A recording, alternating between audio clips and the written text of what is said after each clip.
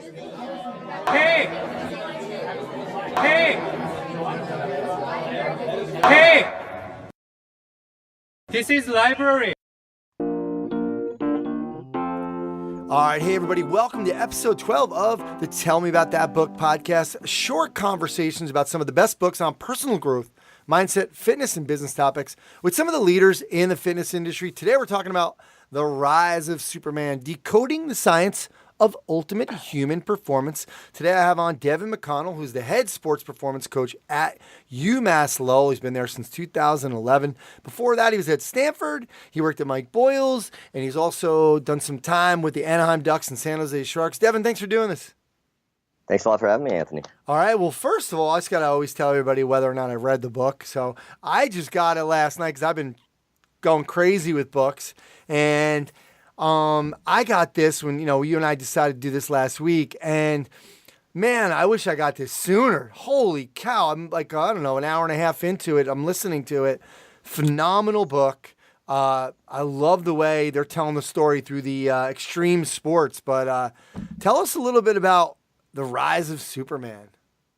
Yeah, no, this book is unbelievable. I read it, but it's one of those I probably will go back and get the audio version just to listen to it because the stories are so good. But the basic premise of the book, The Rise of Superman, is the author basically talks about, interviews, does a lot of work with extreme sports, action sports athletes. We're talking big wave surfers, the wingsuit flying squirrel guys, base jumpers, extreme skiers and snowboarders, these people. And they talk about how these athletes, as sort of a class of themselves, these adventure sports athletes, have progressed and pushed the envelope of human performance and what was sort of, previously thought impossible at a rate that is exceptionally faster than traditional sports. And one of the examples is kind of, the 4-minute mile story that everybody's familiar with, and how that was sort of a barrier that everybody thought could not be broken. And it took, literally 100 years of people trying to get inching their way closer before it finally fell. And then once it fell, it was that idea of people realized what could be done. And it's the pace of development picked up a bit, but you sort of juxtapose that next to these extreme sports athletes who literally on sometimes a month by month or even a week by week basis are doing things that were previously thought completely impossible. Again, just days before, weeks before. And the book it tells a lot of these stories, but then it talks about and dives into why is this able to happen? Why are these athletes so consistently able to blow apart these records and these feats of just incredible athleticism? And it has to do with the idea of flow and how basically these athletes are able to sort of harness and trigger the flow state or kind of being in the zone on such a consistent basis and such a deep level that they're able to like I said, able to really push the envelope over and over and over. Yeah, and what's really interesting, the state of flow, and I saw a little video Steven Kotler did, that's who wrote the book, and he said the definition of flow is the optimal state of consciousness, but he liked to use this heightened state of decision making. And, it was interesting that, he chose these sports. One of the questions, like right away, I was kind of like, all right, now can we apply this to, everything else or what we're doing? And they do say that there is certainly, and this comes from a lot of research from even back in the day, from even Maslow and where Maslow had gotten, he had actually changed the wording, the semantics. It used to be kind of what they had called like mystical, right? And then he's like, no, people aren't gonna go for that, and he changed it into peak experiences. And then Csikszentmihalyi, who's the guy like the godfather of flow, changed that into flow state. And what I loved about this idea, though, is the book. I mean, he wants to, if we can decode this, can we apply it to other things? What are your thoughts on that? Yeah, well, I mean, later in the book, they get into some actual, brain research and brain science to actually talk about what is flow, what is this, what's actually going on in the brain when you get into these flow states. And they used to think that it was a heightened sense of awareness, and what they're finding is it's actually a dampening of the senses of everything not directly related to what you're doing. So pain, the sensation of pain dissipates. A lot of times sound and peripheral vision dissipate. So you get a heightened sense of a lot of times vision, but everything else sort of goes away. And the book goes on to talk about brain science and then how, kind of relates that again to these athletes and why that happens when they drop in on a 100-foot wave and things like that. And they sort of lose the self. But it goes on to talk about, well, how do you apply that? How might you apply that in more day-to-day scenarios in business or in coaching? Yeah. And one of the things that they talk about that I thought was a really interesting point is what they call the challenge to skill ratio. And basically what has been a sort of an optimal state to get people into flow is a level of challenge just beyond their normal or their sort of top end level of skill, about 4%, they say. So if the challenge to whatever you're doing is way over the line of what's possible, it's probably too much. You're probably going to crack.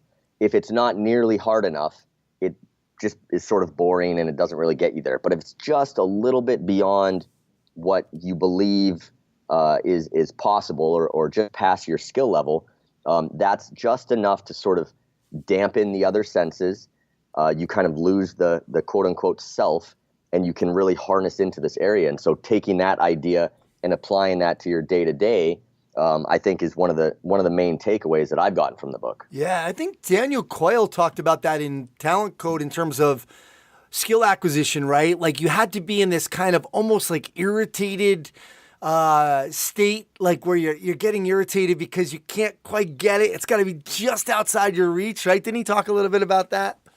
Exactly, and this book goes on exactly to talk and actually quote a little bit of his stuff and talks about deliberate practice and how it, the 10,000 hour idea wasn't quite accurate, but it's about the deliberate effort and practice, and that those skill development sessions, in an athletic setting, so to speak, they have to be just a little bit harder than normal. They have to be just a little bit uncomfortable to kind of get you out of your comfort zone.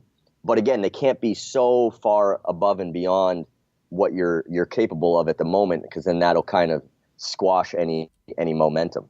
Yeah, I like this idea about dampening those senses as well. It was interesting the way they started off the book with the guy who was like kind of falling off a cliff, and basically time ended up standing still, and he's thinking, oh man, I'm going to miss my lecture and I'm going to have to find somebody to fill in. And the guy's like falling off a cliff, and it was just weird the way, and they found that this was a common thing, like you had said, where the other senses just go, because the guy had like ripped his hands and all this crap. Yep. And the Laird Hamilton one where he was going into the millennial wave, and basically everyone's like, dude, don't go. And he said he heard it like afterwards, but he didn't hear it when he was doing it. He knew that they had called him, but it just didn't register. And he just kind of went into this insane wave, and how the hell he got out or how he did it, I mean, or the move that he made. I mean, it's just crazy that, we end up in these states. Do you feel like, as, you're a guy who played a high-level hockey, collegiate hockey as a goalie, who I feel like is almost the only position that you can kind of really get into that flow state out on the ice on a kind of consistent basis, because you got to go back off the ice after a while, but the guys do. Do you feel like we can, there's a lot of ways to apply this to sport?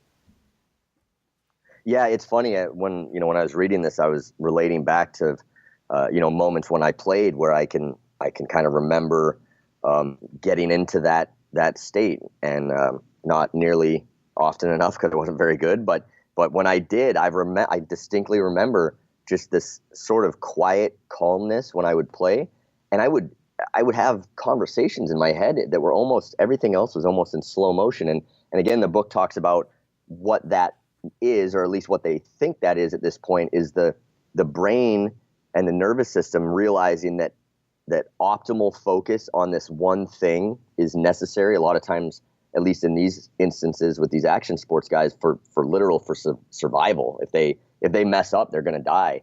And so the brain is basically saying, okay, we need to invest all of our energy focusing on just this one thing, and it just quiets everything else. I think we can relate that. I've been trying to relate that with our athletes, to understand that one thing that I've been kind of preaching to them or talking to them about a lot is the 4% idea, that we need to strive just beyond where we're at. And then once we've sort of reached that level and we realize, okay, maybe that's not actually beyond what I can do, I can now do that. The next day, the next session, the next practice, it needs to be a little bit further. And I think that ties in again really well with the ideas of, like mindset from Carol Dweck, fixed mindset versus growth mindset, and that deliberate practice idea, and trying to relate to our athletes sort of all three of those pieces, that to really sort of push the envelope and improve and reach your potential, these are things that you can control and you can do, but you need to be aware of them, and you need to kind of constantly strive to challenge yourself, but also to be deliberate in what you're doing and not just going through the motions, and understanding that, that you can train yourself to have a growth mindset if you don't already, and really believe that improvement is possible, that you're not just sort of inborn with what you can do. Yeah. And, I had you on for Grit, and she talked about Chick Set Me High in that book too, and Flow. Yep. Yeah. Yeah, I think, these topics really resonate with me, so I tend to sort of gravitate towards it, and this one, and mindset, and, all of those things. They all kind of are in the same realm, but they're all really interesting to me. Yeah. Any other takeaways for you that you feel like you've started, or, you're trying to think about applying? I think one of the other big things they talked about that resonated really strongly with me is that there needs to be an innate sort of enjoyment in what it is that you're doing to allow you to consistently become uncomfortable. Because if you don't sort of deep down enjoy at least the process of improvement, the journey, so to speak, then you're probably not going to consistently push beyond a little bit and always sort of be uncomfortable. And to do that, at least in a professional setting, they really talk a lot about, and I can't agree more, that we need to make work into play as much as possible. And we need to find ways, if work is not innately enjoyable, you need to try to find ways to enjoy at least the process of what you're doing. I'm fortunate that I love what I do. Like, I come to work, I hang out at a hockey rink and in a gym, and that's kind of who I am. So work is fun for me, but I think that resonated a lot with me, and that's a big takeaway, that we need to try to make it play as much as possible, because that's really where flow happens. The common theme with all of these action sports guys and girls is that they love and they enjoy what they're doing. As crazy as it might sound to us about jumping off, the Empire State Building in a wingsuit, these guys deep down that's what really drives them, and that's what allows them to get into that state. Yeah, it's incredible. And I think, it kind of reminded me a little bit of, when you talk about that passion, or, just going back to so many other things, like talking about getting clarity on your goals. What do you want to do? Do you want to go to the NHL, or do you want to play in a rock band or whatever? Like guitar is another thing, like where people, it's that skill acquisition, you're sitting there trying to get chords, and it's very frustrating. But if you love the song, you'll do whatever you can to try to break through to like start to play that song, right? So you can see it, you want it, and that has to be there. It's a great point.